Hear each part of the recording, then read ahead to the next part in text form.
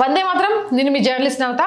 Welcome to our voice. నాకెందుకో ఈ మధ్యకాలంలో హిందూ అమ్మాయిలకు చెప్పినా వాళ్ళు ఎందుకు మారట్లేదు, లవ్ జిహాదుల గురించి సినిమాలు వస్తున్నా ఎందుకు అర్థం చేసుకోవట్లేదు, కొంతమందిని ముక్కలు చేసి సూట్ కేసులో పెట్టిందన్నా వీళ్ళకి ఎందుకు బుద్ధి రావట్లేదు అనిపిస్తుంది. ఒక అమ్మాయి ఇట్లా అనుకుంటే పెళ్ళయి పిల్లలున్న తల్లులు కూడా ఇలా మాయలో పడిపోయి జీవితాలను నాశనం చేసుకుంటుంటే సిగ్గు లేదా అని తిట్టాలనిపిస్తోంది.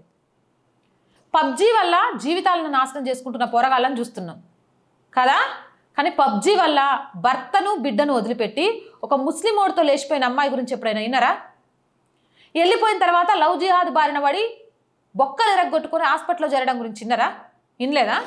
కదే ఇప్పుడు నేను చెప్తా చూడండి. గదే మరో లవ్ జిహాద్ బాధితురాలి కథ. హర్షద వివాహం చేసుకున్న హిందూ మహిళ. ఆమెకు భర్త ఉన్నాడు, 6 ఏళ్ల కూతురుంది. వీళ్ళిద్దరితో కలిసి ముంబైలో హ్యాపీగా ఉంటుంది. ఇక ఈమె ముంబైలో ఉంటే ఉత్తరప్రదేశ్లోని మొరాదాబాద్కి చెందిన ఫుజైల్, వీడు పబ్జీ గేమ్ మస్తు వాడతాడు. ఇక గామ కూడా పబ్జీ గేమ్ ముంబై నుంచి మస్తు ఆడుతుందట. మొగుడిని ఆఫీస్కి పంపించి మరి 6 ఏళ్ల బిడ్డను స్కూల్కి పంపిస్తుందో ఏం చేస్తుందో. ఆ పబ్జీలో వీళ్ళిద్దరు కలుసుకున్నారు.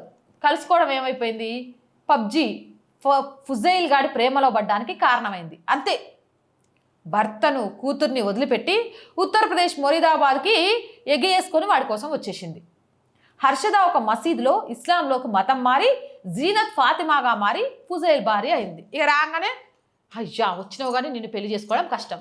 అయ్య బాబో ఎందుకు నీకోసం మొగుడిని పెళ్ళ కూతుర్ని వదిలేసి వచ్చినా కదా అంటే మా దాంట్లో అనుమతించరు బిడ్డ, నువ్వు మతం మారాలా అంటే కూతురు గుర్తు రాలేదు, మొగుడు గుర్తు రాలేదు, కన్న తల్లి గుర్తు రాలేదు, మెట్టింటి కాపురం గుర్తు రాలేదు, వాళ్ళ ఇజ్జత్ గుర్తు రాలేదు, వాళ్ళ పరువు గుర్తు రాలేదు. సిగ్గు లేకుండా వాడి కోసం మారి జీనత్ ఫాతిమాగా పేరు మార్చుకుంది. ఎందుకు నేను ఇప్పటి వరకు ఎవరిని అనలేదు, కానీ ఎందుకని అనిపిస్తుంది అంటే ఇలాంటి దౌర్భాగ్యపు పనులు చేస్తుంటే అది ప్రేమ ఎలా అవుద్దని ఆ మాత్రం కూడా గ్రహించలేకపోతున్నారా ఆడపిల్లలు? ఇంకా ఎలా చెప్తే మీకు అర్థమవుతుంది అని ఆక్రోశం, ఆవేదన, బాధతో మాట్లాడుతున్నా. సరే పెళ్లి చేసుకున్నాడు, అక్కడే అసలు కథ మొదలైంది. ఒక వారం అయింది. ఫుజైల్ కుటుంబం హర్షదను జీనత్ అని కూడా పిలుస్తూ ఆమెను క్రూరంగా హింసించడం ప్రారంభించిండ్రు. ఆ హింసను భరించలేక హర్షద తల్లికి మొరాదాబాద్ ఆసుపత్రి నుండి తన కుమార్తె పరిస్థితి విషమంగా ఉందని ఫోన్ వచ్చింది. ఒకరోజు అనుకోకుండా హర్షద ప్రాణాపాయ స్థితిలో ఉందని మొరాదాబాద్లో ఉన్న వాళ్ళ అమ్మకు ఫోన్ వెళ్ళింది. వాళ్ళమ్మ కంగారు పడితే అర్థమైంది ఏంటంటే హర్షద 2 రోజులుగా వెంటిలేటర్పై ఉంది, అంతర్గతంగా తీవ్ర గాయాలతో బాధపడుతుంది, ఆమె జుట్టు చిరిగిపోయింది, ఆమె మెడ ఎముక దెబ్బతింది, 2 పక్కటెముటకలు విరిగిపోయాయి.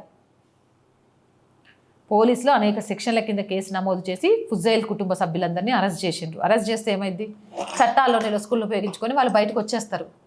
కానీ ఇక్కడ నిండు ప్రాణం, నిండు కుటుంబం బలైపోయింది. ఎవరు? 6 సంవత్సరాల బిడ్డని, ఆడపిల్లని అది మళ్ళీ అక్కున చేర్చుకునేది ఎవరు? అమ్మా నాన్నల పోయిన పరువు తీసుకొచ్చేది ఎవరు? మెట్టింటిలో తన భార్య ఇలా చేసిందని నలుగురిలో అవమానపడ్డ తన భర్త బాధను తీర్చేది ఎవరు? వెంటిలేటర్ మీద కొట్టుమిట్టాడుతున్న నీకోసం మళ్ళీ నీ తల్లే పరిగెత్తుకుంటూ రావాల్సి వచ్చింది, ఎవరు రాలేదు. కాబట్టి మళ్ళీ చెప్తున్నా, దయచేసి తల్లిదండ్రుల ప్రేమను, అలాగే పెళ్ళైతే కట్టుకున్నవాడి ప్రేమను, కన్నబిడ్డల ప్రేమను వదిలేసి నిన్ను మతం మార్చుకోమనే ప్రేమ నిజమైన ప్రేమ కాదు, గ్రహించండి. లవ్ జిహాద్ బారిన పడి మీ ప్రాణాలను పోగొట్టుకోకండి, తస్మత్ జాగ్రత్త. ఇంతకంటే నేను ఏం చెప్పాలనుకోవట్లే.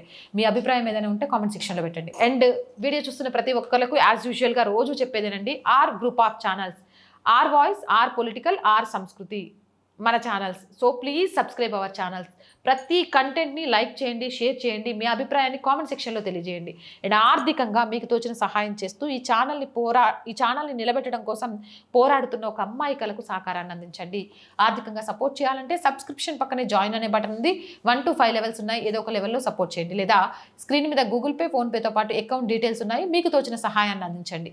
వ్యాపార ప్రకటనల కోసం 8328500576 నెంబర్ని సంప్రదించండి. జై హింద్, జై భారత్.